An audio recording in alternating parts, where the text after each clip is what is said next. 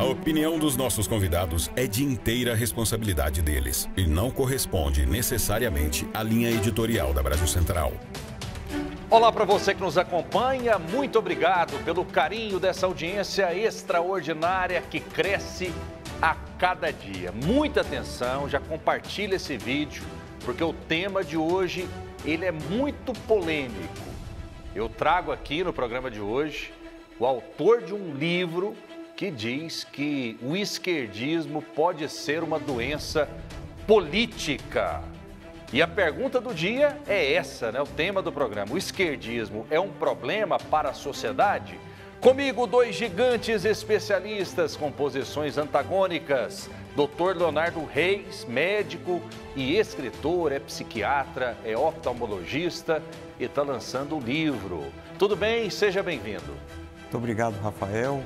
É um prazer estar aqui com você, professor Osni, e todos aqui da produção que nos recebem muito bem. A gente agradece. Osni Roure, sempre presente.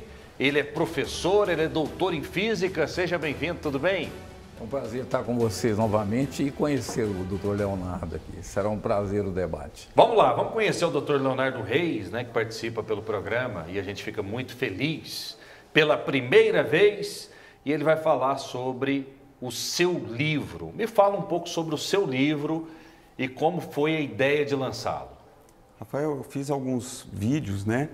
E nesses vídeos a gente coloca algumas opiniões. Opiniões não só na medicina, mas também na área da economia, na área da segurança pública, na área da educação. E esses vídeos tiveram uma repercussão muito boa. Depois, eu coloquei em alguns rascunhos ideias, né, sobre o atual governo e governos passados que provocaram um declínio muito grande, sobretudo na economia, e um prejuízo enorme na área da saúde. De forma que eu fui estimulado por alguns colegas a desenvolver essas ideias que acabaram resultando nesse livro. Como que chama o livro? O livro é A Esquerdopatia na Medicina, na Vida Geral e em Particular. Além dessas ideias, eu também fui pesquisar, fui buscar em outros autores, né, para a gente não escrever aquilo que já existe, né, não reinventar a roda. Então, eu busquei psiquiatras de fora do Brasil, como o Dr. Rossiter, que escreveu A Mente Esquerdista, A Loucura da Doença Política, e também outro psiquiatra de nome Theodor Dalrymple, que eu cito aqui no livro, que escreveu vários livros sobre a parte cultural, a parte da estética, envolvendo aí também a mente esquerdista, a criminalidade, ele que trabalhou em vários países socialistas e também trabalhou em presídios nesses países. Então é uma pessoa que tem também uma bagagem, uma cultura muito grande, e nós fomos atrás desses mestres da psiquiatria social, podemos assim dizer, para poder resgatar algumas ideias. Além deste, também chama atenção um outro livro que nós pesquisamos, que é a Ponerologia, Psicopatas do Poder. Pôneros é o mal, então é o estudo do mal que leva aos psicopatas ao poder. E esse livro também ele é escrito por um psicólogo polonês, né, Andrew Lobaczewski, um livro extremamente interessante para que nós tenhamos a noção daquilo que acontece nas ditaduras socialistas. Outro livro também que serviu de base é um livro de dois promotores do Rio Grande do Sul, que chama Bandidolatria e Democídio. Vamos lá então conhecer um pouco mais sobre esse tema. O esquerdismo é um problema para a sociedade? Vamos acompanhar. O governador de Goiás, Ronaldo Caiado, criticou mais uma vez a forma como o governo federal lida com o crime organizado no Brasil. Em meio ao crescimento da influência de facções como o PCC, estados seguem na linha de frente de um combate que, segundo especialistas, não tem recebido a atenção necessária do Planalto. O governo PT sempre foi complacente.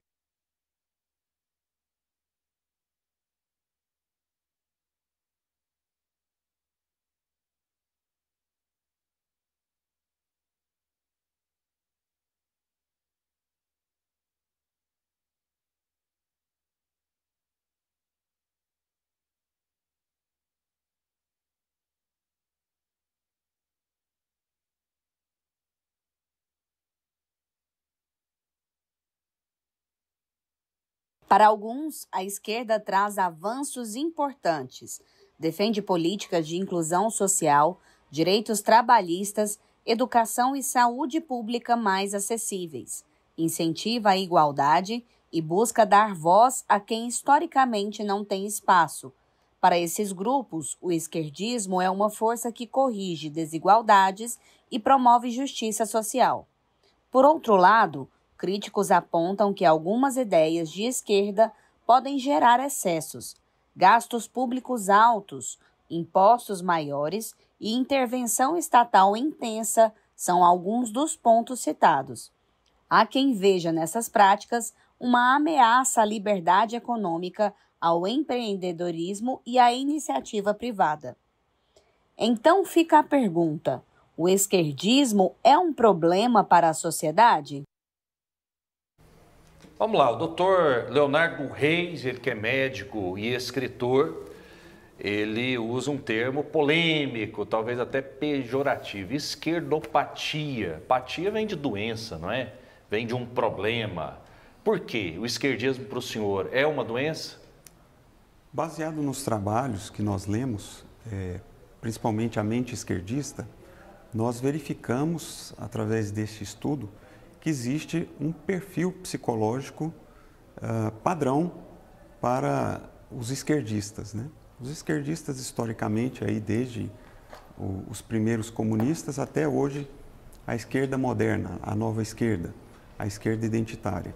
Então, o Dr. Rossiter coloca dois tipos de mentes esquerdistas. Uma mente esquerdista benigna, que é aquele ingênuo, a massa de manobra, o chamado idiota útil, né, por Lenin, e também coloca uma mente esquerdista radical, que é mais maligna, aquele que busca o poder e utiliza do coletivismo para poder exercer a coerção, subtrair aquilo que ele não pode fazer por si só, então ele usa o Estado para subtrair o poder, para subtrair riquezas da sociedade. Osni Houri, já tem uma provocação aqui muito forte, né? O senhor é ingênuo ou é um esquerdista convicto? Bom, eu sou esquerdista convicto e tenho algumas preocupações com a eugenia, que é esse tipo de coisa que o doutor está pregando. Porque você cria um tipo dito científico e começa a encaixar as pessoas dentro como se as pessoas fossem coisas, como fosse possível isso. A eugenia aconteceu, por exemplo, na Segunda Guerra Mundial, ela era usada para dizer que os alemães eram superiores, a raça ariana era superior aos outros por causa do formato do crânio. O nome disso é eugenia. Quanto a comportamento, durante quase 2 anos, nós vimos um grupo acampado em porta de quartel, onde as pessoas rezavam para pneu, as pessoas punham o celular na cabeça para chamar ET, as pessoas tinham ataques histéricos coletivos. Eu nunca vi isso na esquerda, só na direita. Como é que o senhor classificaria esse tipo de comportamento dessas pessoas, doutor, segundo o padrão que o senhor tem? Bom, nós temos na esquerda as mentes esquerdistas radicais, né, que são justamente essas de difícil debate. São pessoas que, de certa forma, tiveram uma doutrinação nas universidades. Hoje nós vemos uma intolerância muito grande, principalmente na mídia, nas universidades, em alguns setores do serviço público.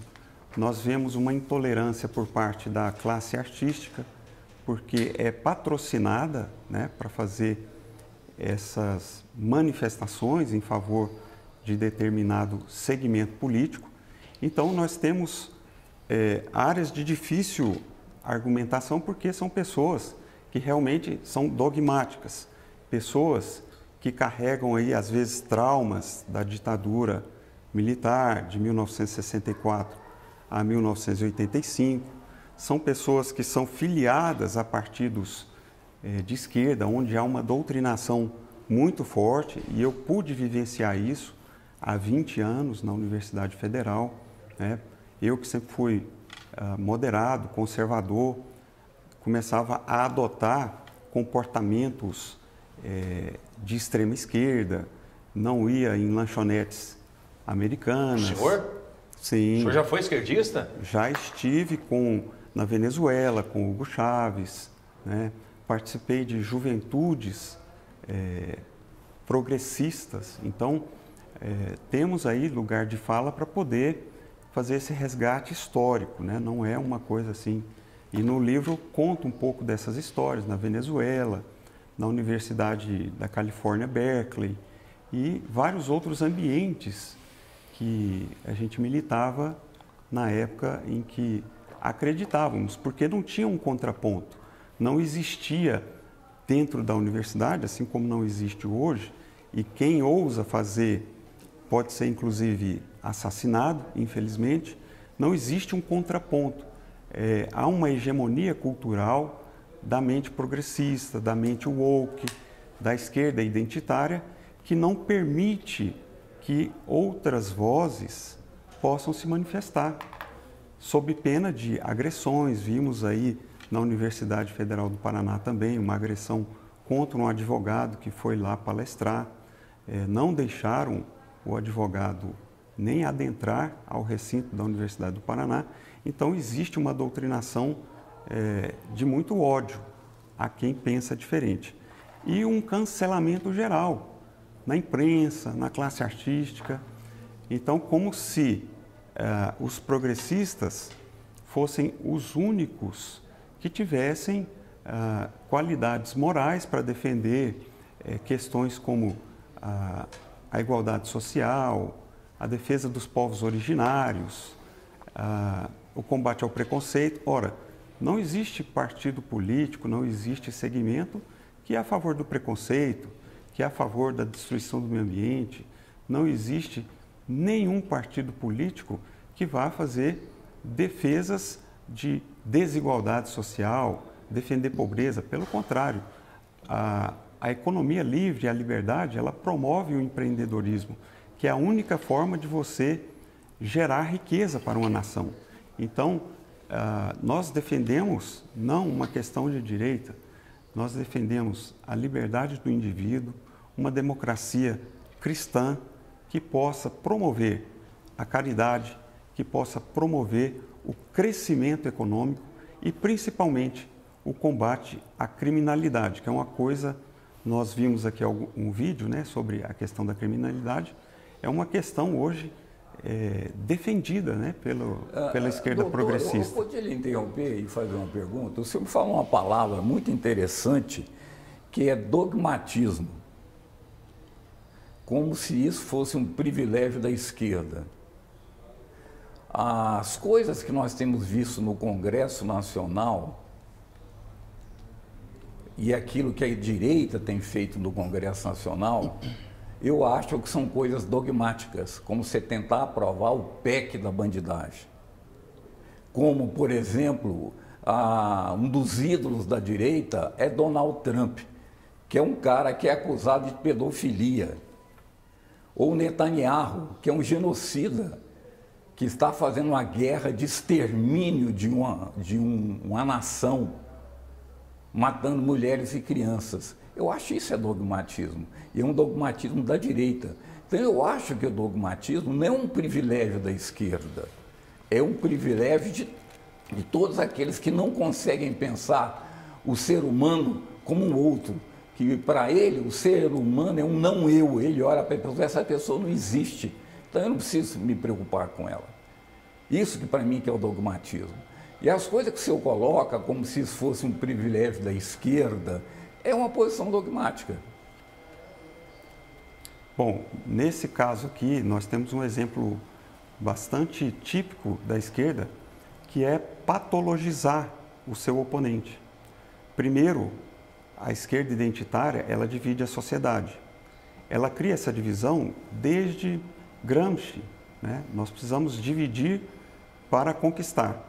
Então, ela divide a sociedade, por exemplo, entre brancos e não brancos, entre homens e mulheres, entre hétero e homo. O senhor me desculpa, mas quem divide dessa maneira a sociedade é a direita. A esquerda, ela é inclusiva. Para a esquerda não tem homem e mulher, não tem heterossexual, não tem bissexual, não tem homossexual. Todos têm os mesmos direitos. Quem divide a sociedade da maneira que o senhor está falando é a direita, não é a esquerda. Então eu acho que o senhor está enganado sobre essas posições. E o senhor acabou não me respondendo a pergunta que eu lhe fiz logo no começo. Essas pessoas que se comportavam dessa maneira naqueles lugares, qual que seria o seu diagnóstico sobre elas? Colocando um celular na cabeça para chamar ET, rezando para pneu, tendo um ataque histérico a todo momento. Bastava dizer que o Xandão tinha sido preso para acontecer aquele monte de histeria. Como é que o senhor daria o diagnóstico dessas pessoas, já que o senhor é um psiquiatra? O diagnóstico que a esquerda dá é fobia. Não é da esquerda. Então, eu quero o diagnóstico que o senhor dá. Eu não quero saber o que a esquerda pensa, eu quero saber o que o senhor pensa. Quando você quer destratar o seu oponente, você o patologiza como fóbico. Então você tem homofóbico, você tem gordofóbico, você tem... Então você está coisificando, patologizando o seu oponente. O diagnóstico psiquiátrico, ele é individual. E nas pesquisas que nós verificamos... Peraí, doutor, se é individual, o senhor partiu do coletivo para fazer o seu diagnóstico. O senhor não pegou um cara da esquerda, outro cara da esquerda, o senhor pegou o coletivo da esquerda e construiu a sua teoria em cima do coletivo da esquerda, como psiquiatra. Então o senhor está contradizendo o que o senhor está dizendo. Por quê? Porque o senhor pode fazer isso com a esquerda e a esquerda não pode fazer isso. Muito bem. Os trabalhos do professor Roster, eles foram realizados em pessoas da esquerda que se classificavam como mentes esquerdistas benignas, que eram os ingênuos, aquelas pessoas de boa índole que acreditam que a esquerda vai resolver todos os problemas do planeta, que a União Soviética... Doutor, mas peraí, o senhor está dizendo uma coisa interessante, sabe o que é? Vão resolver os problemas do planeta. O senhor não fez o estudo, então, para construir o livro? O senhor só se baseou em outros? E defende também a mente esquerdista radical, que é o que nós vemos aqui. A mente esquerdista radical é justamente esta, que se locupleta de alguma situação, defende uma ideologia, mas a partir de um locupletar dessa ideologia, né? E isso nós vemos, por exemplo, na classe artística. Vemos também um consórcio muito próximo, né? Mas esse é um estudo do senhor, é um estudo de outra pessoa? O senhor só se baseou nele? Nós temos aqui uma bibliografia que nós indicamos fortemente. Não, eu estou perguntando qual foi a sua... Eu sou um pesquisador. Eu tenho vários trabalhos publicados em revistas internacionais. Uhum. Eu tenho isso. E eu sei como é que se faz um trabalho. Então o senhor tem sabe a minha parte, o que é uma meta-análise, né? Eu sei o que é uma meta-análise. Eu tenho uma análise do global. O que eu estou dizendo para o senhor é o seguinte, tem a parte do trabalho que eu faço. Essa parte eu faço. E o que seria o trabalho de uma meta-análise? Eu me baseio em outros pesquisadores. Exatamente. Para poder reforçar aquilo que eu estou fazendo. Mas eu fiz alguma coisa. E eu estou perguntando para o senhor o que foi que o senhor fez de pesquisa em cima disso. Nós fizemos um resgate histórico, né? Primeiro, uma revisão bibliográfica, que é muito interessante para quem não conhece a história da esquerda. Isso aqui é livro de cabeceira. E depois nós fizemos, baseado no nosso cotidiano, a agenda da esquerda, aquilo que eles mesmos da esquerda colocam como suas agendas. E fomos pesquisar, baseado nos noticiários, quais eram estas bandeiras defendidas pela esquerda, pela nova esquerda, pela esquerda identitária, pela esquerda woke. Em seguida, nós traçamos uma pesquisa do perfil da esquerdopatia na medicina, propriamente dita. E aí nós fizemos um levantamento da porcentagem de indivíduos que se declaram como esquerda, na medicina e na sociedade brasileira em geral.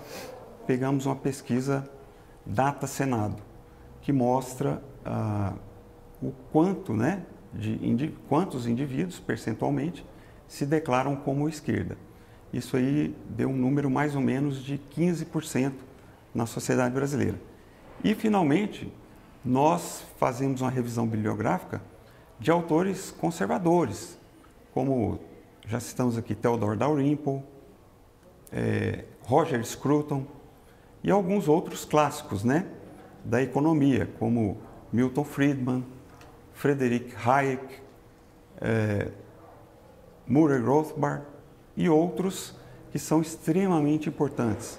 Cito, por exemplo, também Ludwig von Mises, que foi, digamos, o pai da escola austríaca de economia e da economia moderna. Então, nós fazemos um resgate histórico de autores tanto da esquerda, como também depois um contraponto com autores que são conservadores de economia de mercado, do liberalismo econômico, que o autor pode, o leitor pode fazer esse contraponto. Tem mais psicopata de direita ou de esquerda?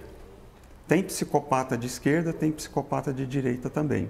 A psicopatia é um diagnóstico que precisa ser mais bem elaborado, porque o psicopata, ele é um indivíduo que não tem remorso, é uma pessoa extremamente individualista, ele não mede esforços para provocar o mal a outra pessoa, se isso lhe causar alguma vantagem, seja ela emocional, seja ela financeira.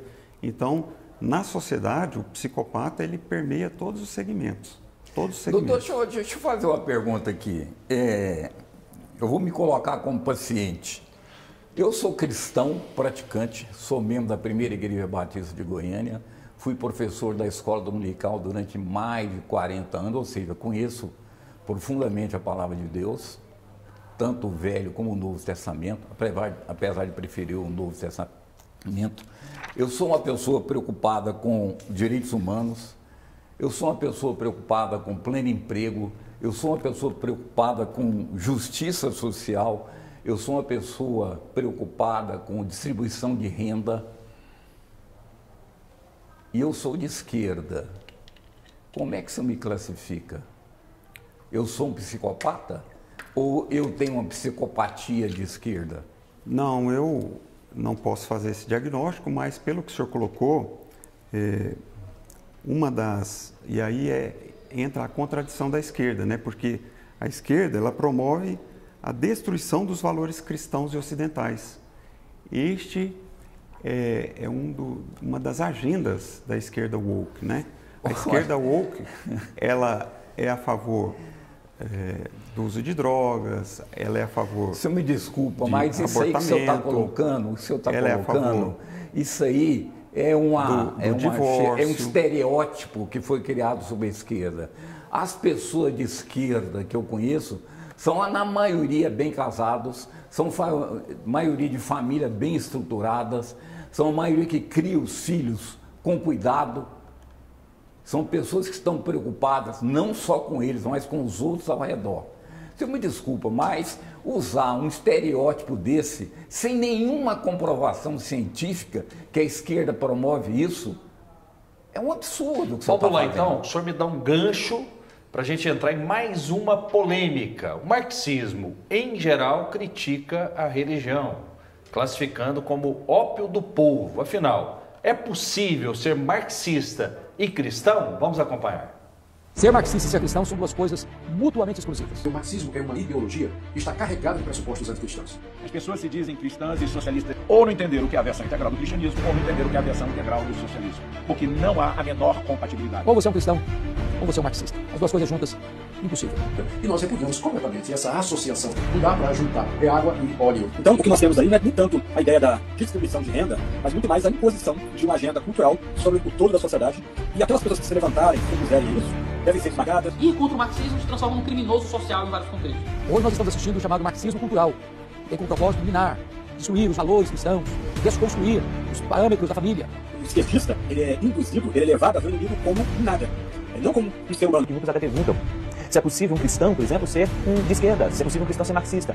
Eu tenho uma opinião de que esse tipo de pergunta é como se a gente estivesse perguntando o seguinte: o cristão pode ser ateu? Você pode ignorar a realidade, mas você não pode ignorar as consequências de ignorar a realidade. A morte do influenciador Charlie Kirk reacendeu o debate sobre política na sociedade. Como eu mostro em um dos meus últimos posts, o assassino de Charlie é um garoto criado por uma família conservadora que mergulhou nas ideias marxistas após entrar na faculdade. Professor Osni Roure, na essência do marxismo, não seria incompatível ser um cristão e ser alguém de esquerda? O próprio Marx, ele quer desconstruir a religião, quer desconstruir o transcendental, né? O sobrenatural. Eu sou aluno de filosofia, estou terminando o curso de filosofia na UFG. E eu estudei Marx. O que Marx está falando sobre o ópio do povo é que a religião era usada para oprimir as pessoas e para controlar as pessoas. É isso que Marx está falando. Ele não fala da fé de cada um. Não fala. Só que as coisas se misturam. Era difícil você separar o que era a fé e o que era a religião. Então ele vai contra a religião, contra a organização religião, que até hoje é usada para controle. Eu achei esse seu vídeo tendencioso. Que eu poderia te dar um nome de 8 ou 10 pastores que vão falar exatamente o contrário desses aí. Pode trazê-los aqui, professor. Tá, eu vou. Pode eu não sabia. Eu não sabia. Não, perfeito. Estão todos convidados. Aqui é um espaço democrático. Cada um fala rigorosamente o que quer, né? Tudo bem. Mas, eu estou dizendo o seguinte, eu acho que então Marx, ele critica a religião e diz que a religião é inimiga do Estado. Não, critica que é inimiga do povo, não é do Estado. É então, do povo. Exatamente, do povo. O senhor acha que a religião é inimiga do povo? A religião ela é usada para controle. O senhor é um religioso. Sou religioso e eu tomo cuidado com isso. Eu tomo muito cuidado com isso. O senhor é protestante? Sou protestante. Tradicional, inclusive. Você sabe, tradicional. Sabe por que eu sou protestante e não sou evangélico? Que eu sigo aquele monge alemão que pregou aquelas 91 teses lá e que era contra, sabe o quê? O uso da religião para explorar as pessoas. É nisso que eu acredito. Então o que Marx está falando é sobre essas coisas. Esses outros filósofos da época viam, por exemplo, a exploração que era feita na época da Revolução Industrial, onde você tinha criança de 3, 4 anos trabalhando em fábrica 12 horas por dia, e a religião ajudava a manter isso. Como é que você quer que o cara reaja? Mas não tem coisas boas na religião também? Tem muita coisa boa. Tanto que eu sou religioso, certo? Tanto que eu estou lá. E eu tenho uma comunidade de fé. A minha comunidade de fé, aonde eu levo as minhas dores, aonde eu levo as minhas alegrias, aonde eu sento com meus irmãos e oro, onde eu estudo a palavra de Deus. Isso é minha comunidade de fé. Só que eu não aceito sobre mim, não aceito mais gaiola. Professor, então o senhor vai ter... O medo e a culpa. Não, perfeito. O senhor vai ter uma missão aqui, e a gente é amigo, né? O respeito é mútuo, de trazer aqui, eu vou pedir ajuda para o senhor, um pastor que seja de esquerda para debater. Sim, o espaço está livre, o espaço está livre. Eu creio que não exista em Goiás ou no Brasil um programa tão democrático como o TBC Debate. Sim. A nossa produção está tentando chamar um pastor de esquerda aqui. Conseguiu até agora, Aline? A gente ainda não conseguiu. Quais nomes você tem aí? Então que venha aqui, né, um pastor de esquerda para debater com um pastor de direita. Né? Então é por isso que a gente colocou esse vídeo, como nós colocaríamos sem problema algum um pastor de esquerda. Não, né? O que eu estou dizendo... Aqui não tem censura, hipótese alguma. Não estou falando de censura. O que eu estou falando para você é que as pessoas que falaram, todas têm a mesma posição. Sim. E não existe só essa posição. Concordo. Com relação ao marxismo. Mas é a visão da maioria das igrejas evangélicas e dos pastores. Eu não sou marxista. Eu não sou marxista. Para começo de conversa. Eu sou cristão, mas não sou de esquerda, mas não sou marxista. Mas quem é o pai? Quem é o pai do progressismo, na opinião do senhor? Eu não entendi a pergunta. Quem é o pai do progressismo? Qual homem, O que você chama de progressismo? Desculpa. Progressismo? Progressismo são... É a nova esquerda. Na maioria das vezes, né, as ideias de Marx, com essa nova esquerda... Não, o que nós da esquerda chamamos de progressismo são as lutas pelas causas sociais. É isso que nós chamamos. Então, mas Marx surgiu dessas lutas. Sim, e ele fez uma grande revolução, botou as pessoas para pensar a respeito disso. E funcionou? As ideias de Marx funcionaram ao longo da história? Não. Em alguns locais foram tentados, mas com o tempo foi deturpada. Acabou não funcionando. Não funcionou. E vai funcionar um dia? Não, mas você está dizendo para mim do comunismo. É isso que você está querendo falar. Comunismo, sim, o as marxismo. Ideias de Marx. Apesar que não foi... Se misturam, na verdade. Marx não cria o comunismo. O que Marx faz é fazer um trabalho sobre o capital. Marx faz um trabalho sobre o capital. Então. E tem outros trabalhos que se seguem depois. E essas ideias são factíveis, não é, senhor? Essas ideias foram pegas por outros. Você sabe qual que é? É o patrão contra o empregado? Não é isso que o Marx está falando. O Marx está falando é sobre o problema do capital e a maneira com que ele age na sociedade. Então, o capital é uma solução ou um problema, na opinião do senhor? É um problema. É um problema. É um e problema. como que a gente viveria sem o capital? Existe sem o sistema socialista. Hã? Não é isso. Você está misturando. Não. Então me explique. Você está misturando. Me explique. Socialismo é outra história. Socialismo, você não tem o socialismo puro, você não tem o dono do capital. O capital é do Estado, é de todo mundo. O senhor é a favor do regime cubano, por exemplo? Da forma... O regime cubano sofre um problema seríssimo. Há mais de 50 anos, eles estão bloqueados. Então o regime tinha que ser diferente lá. Perfeito. Mas o senhor, o senhor é a favor ou contra o regime cubano? Está acontecendo lá? O regime cubano. Eu sou contra. O senhor é contra. O regime da antiga União Soviética. Pior ainda. Pior ainda. Né? Mas essas coisas não se misturam. Agora pergunta para mim do regime da China. Regime da China. Os caras tiraram 900 milhões de pessoas da miséria. O que você acha? Qual foi? O senhor trocaria isso? Qual foi o regime capitalista? O senhor trocaria isso pela sua liberdade? Vai lá, você tem liberdade, cara. Tem liberdade? Lógico que tem. Tem algum partido que se opõe ao Partido Comunista? O problema não é esse, é partido único. Mas então isso é liberdade? É só partido único. Mas isso é liberdade? O senhor é a favor disso? Não.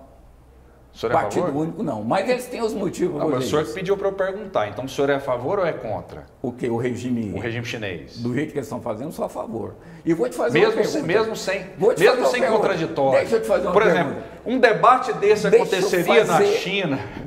Tá bom o debate, tá bom o nosso bate-bola. Mas eu quero te fazer uma pergunta. Eu quero te perguntar antes, um debate como esse qual foi o regime na capitalista China? Que tirou 900 milhões de pessoas da miséria? Não, eu não... os Estados Unidos não... Você está brincando, né? O senhor acha que o regime chinês é melhor que o regime americano? 300 vezes. O senhor acha que é? Socialmente, sim. E o senhor acha que... Inclusive politicamente, o senhor acha agora que um o Trump está censurando. O senhor acha que um debate como esse aconteceria na China? Se estivesse falando mal do Trump, não. O senhor não está respondendo. Se estivesse falando mal do Trump, não. A gente está falando na China. Um debate como esse aconteceria na China? Eu não sei. Claro que não aconteceria, Como? né? Como é que você sabe disso? Existe um partido único. Quem se opõe ao regime pode até ser morto. Como que aconteceria isso? Eu não sei. Realmente, eu preciso reconhecer que o sistema chinês, a China é uma grande potência. Não é só uma grande potência. Isso é indiscutível. É um grande case hoje, indiscutivelmente. Agora, na minha opinião, já que o senhor perguntou, existe uma mistura ali entre um partido único, que é o Partido Comunista, e um abraço que a China deu ao capitalismo de maneira hard. Lá é capitalismo de Estado. O capitalismo pode ser o capitalismo de Estado, mas com partido único. Será que a gente trocaria toda essa prosperidade que, de fato, a China vive em troca da nossa liberdade religiosa, e nós temos liberdade. A liberdade de ir e vir? Olha, não tem problema de liberdade religiosa na China. Nós temos missionários lá que estão fazendo trabalho. Não tem esse problema A lá. religião lá é controlada pelo Estado. Não, o que é controlado lá é o seguinte, eles tentam impedir religiões que chegam lá para explorar o povo de entrarem. Tem algumas religiões nossas aqui, tem algumas igrejas nossas aqui, que tentaram entrar lá e não conseguem.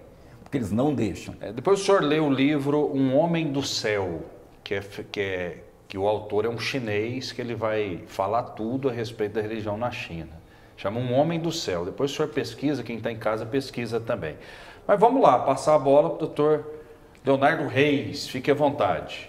Obrigado, Rafael. Então, para concluir aqui a nossa conversa, a gente vê, através do VT, as incoerências que nós vemos na esquerda. É muita incoerência.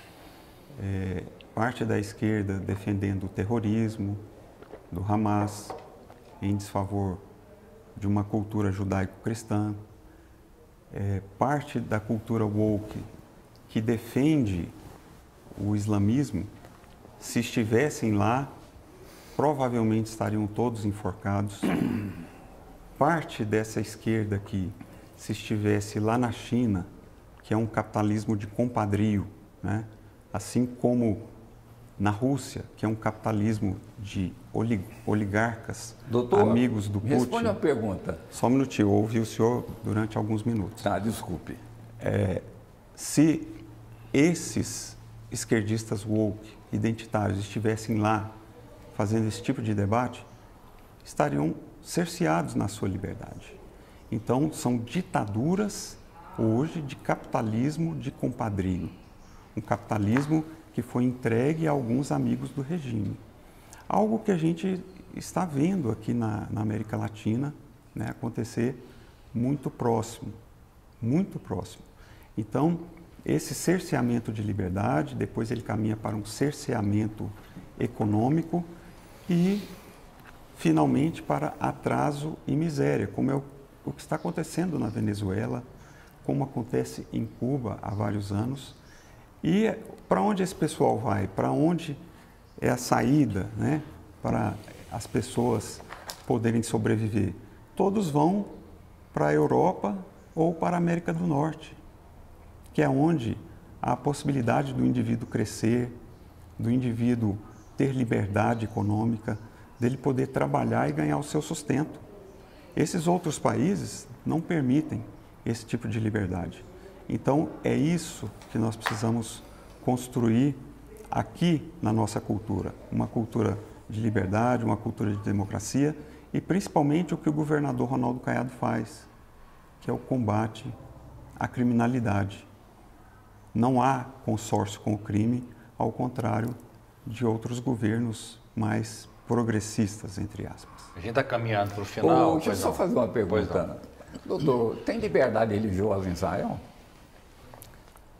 Tem liberdade religiosa em Israel, tem pessoas árabes no parlamento em Israel, tem mostrar alguns vídeos, tem cristãos de maronitas, algumas pessoas pregando em Israel cristãos ortodoxos, e sendo agredidas com policiais perto e ninguém fazendo nada. Essa liberdade é entre aspas, porque eles nos tratam como cachorros. Eles acham que nós somos isso. Mas não então tem morte. É muito complicado você falar de cultura judaico-cristã como se fosse uma coisa assim, ó, tá? Outra coisa interessante que não tem recentemente eu descobri. De católicos. Você sabe onde é que os americanos estão indo para tratar da saúde?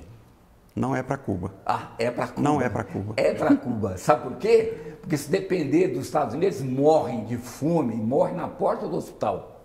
Essa desinformação também é uma característica. Hospital, porque se não tiver dinheiro para pagar, ele não é atendido.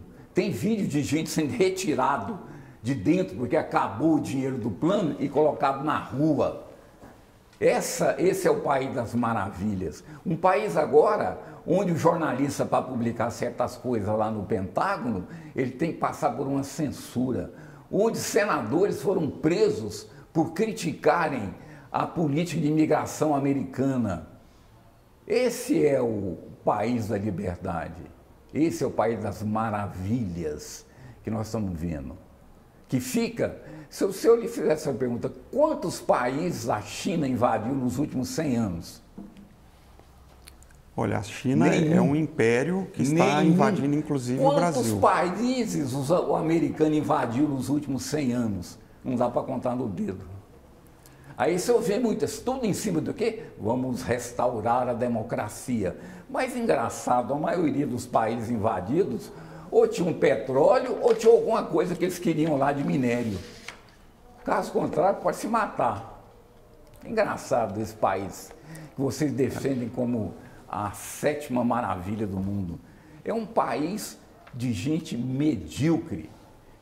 E agora está começando a sofrer as consequências daquilo que fizeram. E eu vi pela primeira vez um torneiro mecânico com 4º ano primário enfrentar o homem mais poderoso do mundo. Vamos fazer o seguinte, o senhor sempre me dá os ganchos aqui. Por várias vezes o presidente Lula defendeu os ideais socialistas, mas também acaba ultrapassando a linha que chega ao comunismo em alguns de seus discursos. Vamos acompanhar. Esse é o desafio de quem já foi presidente 3 vezes. Porque cada vez mais eu tenho que fazer mais. Significa que cada vez eu vou ficar mais esquerdista, vou ficar mais socialista e vou ficar achando que a gente pode mais. Só que é preciso a gente distensionar a ganância por acúmulo de riqueza de alguns e tentar repartir um pouco do pão produzido nesse país. Muito bem, alguns discursos, Lula também disse que não se ofende ao ser chamado de comunista, que se orgulha, né? Na presença de Flávio Dino, ele disse isso. E aí, Lula gosta do comunismo? Não, o Lula gosta daquilo que o comunista quer fazer com os outros, que é aquele de bom que tem no comunismo, que é respeito aos direitos humanos, que é o pleno emprego, que é a distribuição de renda, que as pessoas não passando fome. É isso que ele está falando. São as coisas boas que o socialismo prega. É isso que Lula está falando. E é isso que ele defende, é isso que ele está fazendo no governo dele. Nós temos hoje uma inflação de 4,38%, enquanto a inflação do governo Bolsonaro era de 27%. Nós temos hoje o país... Qual ano que foi 27%? 27% da inflação? No governo Bolsonaro. Ah, no governo todo, os 4 anos. Bolsonaro, 27%. Mas o senhor faz uma comparação de um ano do governo Lula, com 4 de uma inflação baixa... Não, nós temos 2 anos, tudo bem, 2 anos você já está em 8%. Tudo bem, 8% daí. Olha a diferença. Nós temos hoje a Bolsa estourando, o dólar em queda, o país batendo recorde de exportação. Recorde mais recorde de exportação. E as pessoas dizem que a economia está indo para o brejo. Você olha o supermercado, está lotado. Você vai no shopping center, está lotado. Onde você for, está lotado. Sabe por quê? Porque agora as pessoas têm dinheiro. O Brasil está vivendo, então, um momento bom, na opinião do senhor. Muito bom. E isso vai reeleger o Lula no primeiro turno. Doutor Leonardo, o Brasil está vivendo esse momento? Bom, a desinformação é uma marca, né, desde a KGB. É uma marca da esquerda. A desinformação, a propaganda. Uma informação que é incoerente com a realidade. E a incoerência é um dos landmarks da esquerda, né? A gente viu aí na questão da religião, na questão da economia. Eles sequestram essa pauta de combate à miséria, de combate à desigualdade, como se fosse exclusiva da esquerda. Não é. Somente um crescimento econômico com liberdade é capaz de tirar o indivíduo da miséria, é capaz de tirar a nação da pobreza. Somente o crescimento econômico. E esse crescimento econômico, ele se dá, como nós vimos, em economias onde há liberdade do indivíduo, onde há liberdade do empreendedorismo. E principalmente onde há segurança jurídica, para que a pessoa possa ter a sua propriedade privada, para que a pessoa possa ter o seu negócio e, com isso, através dos impostos que ele recolhe para o Estado poder se desenvolver e fazer as suas ações sociais. Porque sem um empreendedor, sem uma economia que incentiva e fomenta a iniciativa, o Estado não tem os recursos para poder fazer as suas políticas sociais e educacionais e sanitárias. Portanto, a economia é o principal setor de um Estado. Doutor Leonardo Reis, médico e escritor, muito obrigado pela sua presença no TBC Debate. Eu que agradeço, Rafael. Agradeço imensamente aqui o seu convite. Muito obrigado. Já estourou, o programa está tão bom que a gente até estourou o tempo aqui. Osni Roure, professor, muito obrigado pela sua participação. Prazer estar com você vez. de novo, prazer estar com o professor Leonardo aí. Prazer é todo nosso. Apesar de a gente pensar diferente, é um prazer debater. Claro.